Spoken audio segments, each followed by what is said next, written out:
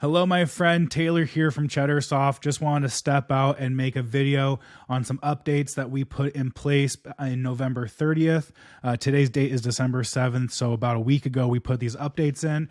I just wanted to make this video just to kind of show you these updates and make sure that if there's any questions about them that you guys were able to get those questions answered. So let's just jump right into it. So we made a few quality of life changes here in Cheddarsoft. One of the big ones being this open links button. Now you will now see when you're looking at your smart data, you will see that there's a button in between the source URL and the Amazon URL. And you can open up both those links at once by clicking this button, and it'll open up both links just like this. Now, one, keep in mind, this is all fake data, so what you're seeing here isn't going to be a match. It's just all mixed up data. To get this to work, you will need to make sure that you disable the pop-up blocker on your browser. So if you're using Google Chrome, you can do so by going to your settings, typing in pop-up, and then you can actually turn it off for Cheddarsoft. You will also see a little pop-up warning or a little pop-up message letting you know that it is blocking an additional tab from Cheddarsoft, and you can disable it from the URL. This makes sourcing and going through and opening up multiple leads very easy with just a single click. You open up both the listings in order. You can see how I do that right here. Now, it will open up into a different tab if you hold down Command or Control.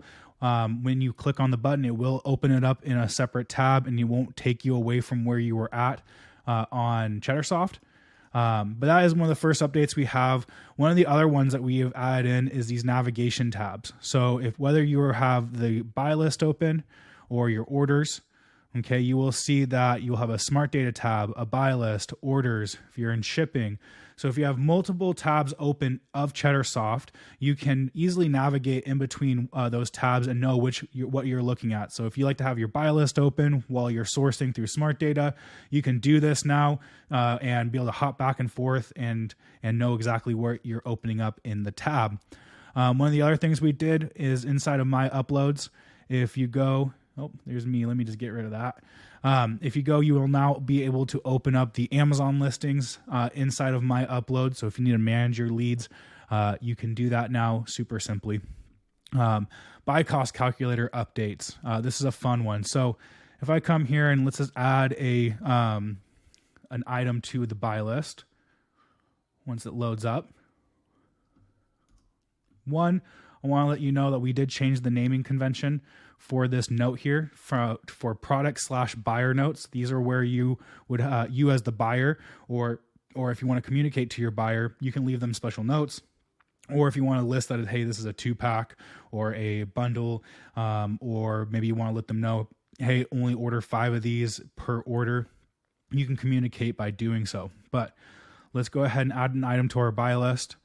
We'll hop back over to our buy list here. And so when we create an order, it will take you to the buy cost calculator page.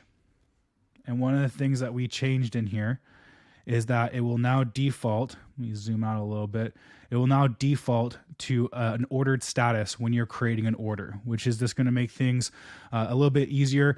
Before it would default to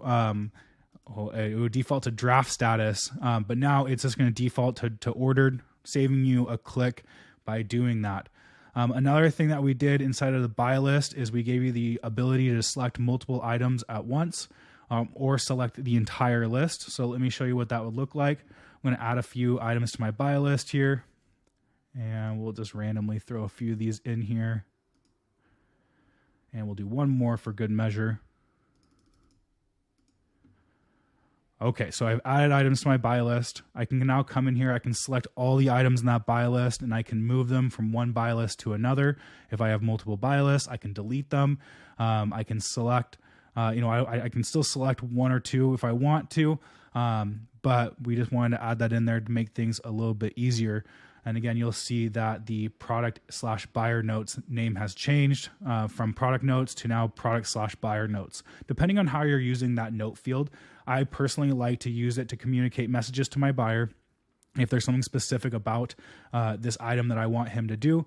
But then also I will put in the variation details. So what if it's a 2-pack, if it's a certain color and size, I will put it in that section when I'm adding to the buy list.